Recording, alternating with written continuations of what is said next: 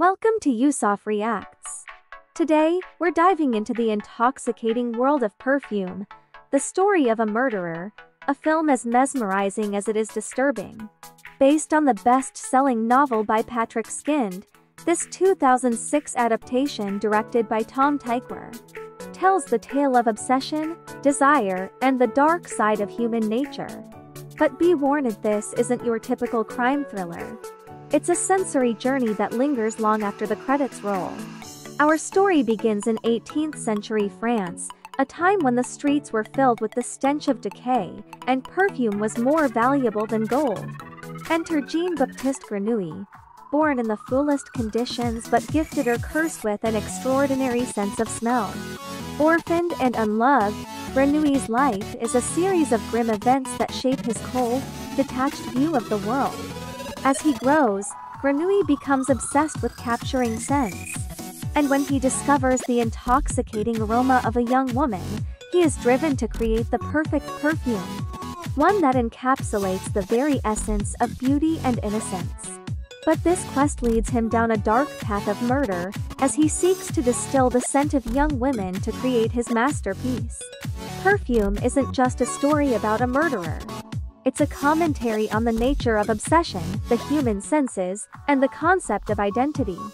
Grenouille, who lacks a personal scent, represents a man disconnected from humanity. His pursuit of the perfect perfume is not just a quest for recognition but an attempt to fill the void of his own existence. The film also explores the idea of beauty and how it can drive people to madness.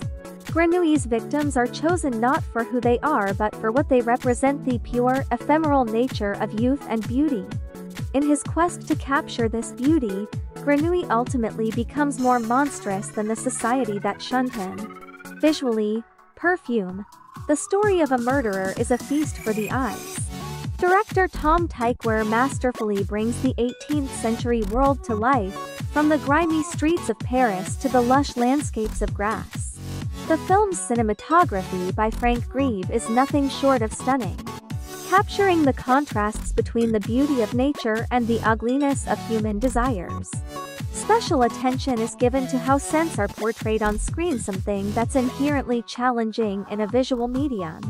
Through clever use of color, texture, and sound design, the film creates a sensory experience that pulls the audience into Grenouille's world. Jean-Baptiste Grenouille, portrayed by Ben Whishaw, is one of cinema's most enigmatic and unsettling characters. Whishaw's performance is haunting, capturing Grenouille's detachment and single-minded obsession. Despite his horrific actions, there's a tragic element to his character, a man born without love, seeking it in the only way he knows how. Dustin Hoffman as Giuseppe Baldini, the washed-up perfumer, provides a contrasting character. A man who once had Grenouille's passion but has lost it over time. His relationship with Grenouille is complex, as he both uses and fears the young man's talent. When Perfume, the story of a murderer, was released, it divided audiences and critics alike. Some praised its audacity and artistry, while others found its subject matter too disturbing. Yet, over time, the film has gained a cult following, appreciated for its bold storytelling and unique approach to the crime genre. It's a film that challenges viewers to confront the darker aspects of human nature and the fine line between beauty and horror. With his incredible talent for discerning scents, Jean-Baptiste Grenouille, Ben Whishaw, is one of 18th century France's finest perfumers. He becomes obsessed with capturing an elusive aroma, the scent of young womanhood.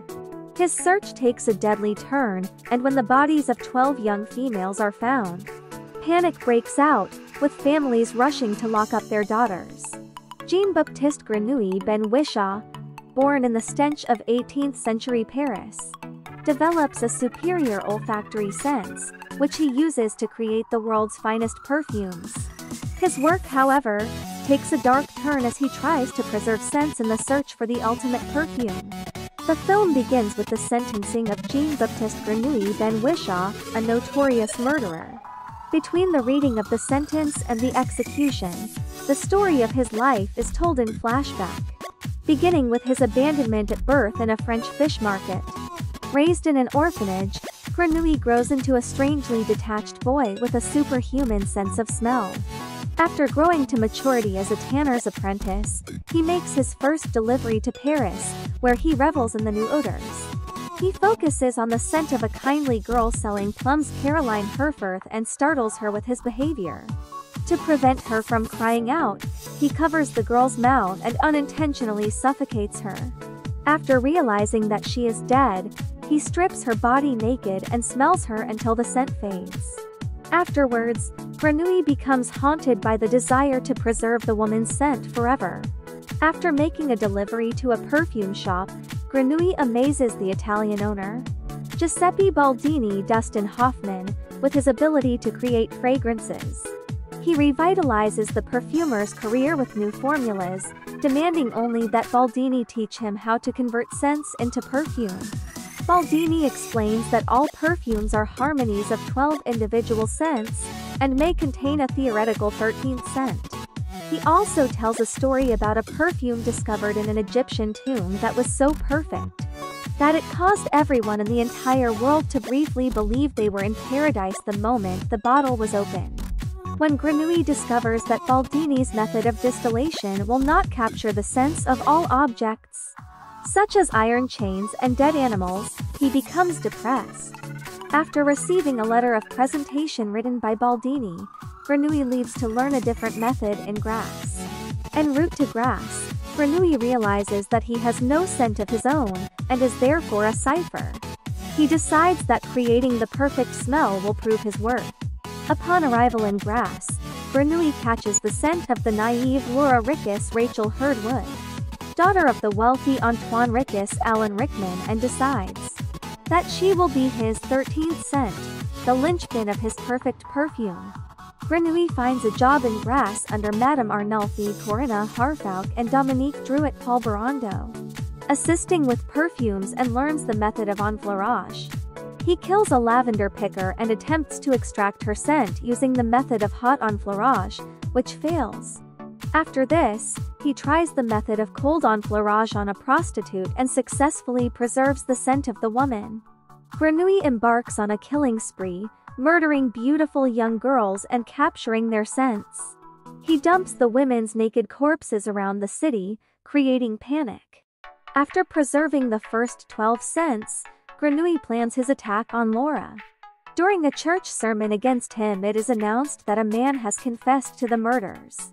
Rickus remains unconvinced and flees the city with his daughter. Grenouille tracks her scent to a roadside inn and sneaks into her room that night. The next morning, Rickus discovers Laura lying dead in her bed. Soldiers capture Grenouille moments after he finishes preparing his perfume. On the day of his execution, he applies a drop of the perfume over himself. The executioner and the crowd in attendance are speechless. The perfume endows Grenouille the essence of innocence and beauty, and they declare Grenouille innocent before falling into a massive orgy. Rickus, still convinced at Grenouille's guilt, threatens him with his sword, before being overwhelmed by the scent and embracing Grenouille as his son. Eventually, the town awakens and decides that the godly Grenouille could not have been the murderer. Drouet is convicted for the murders and hanged, since it was his backyard where the clothes and hair of the victims were found. Walking out of grass unscathed, Grenouille has enough perfume to rule the world, but has discovered that it will not allow him to love or be loved like a normal person. Disenchanted by his aimless quest and tired of his life, he returns to Paris. Back in the city, Grenouille returns to the fish market where he was born and dumps the perfume on his head. Overcome by the scent and in the belief that Grenouille is an angel, the nearby crowd devours him. The next day, all that is left are his clothes and the open perfume bottle, from which one final drop of perfume falls. In the end, Perfume, the story of a murderer, is a film that defies easy categorization. It's part thriller, part horror, and part philosophical treatise. Whether you find it mesmerizing or repulsive, there's no denying that it's a cinematic experience like no other. We give it your rating for its masterful direction, compelling performances, and unforgettable story. If you enjoyed this video, don't forget to like, subscribe, and hit the notification bell for more deep dives into the world of cinema. And let us know in the comments what did you think of Perfume, the story of a murderer. Thanks for watching, and we'll see you in the next video.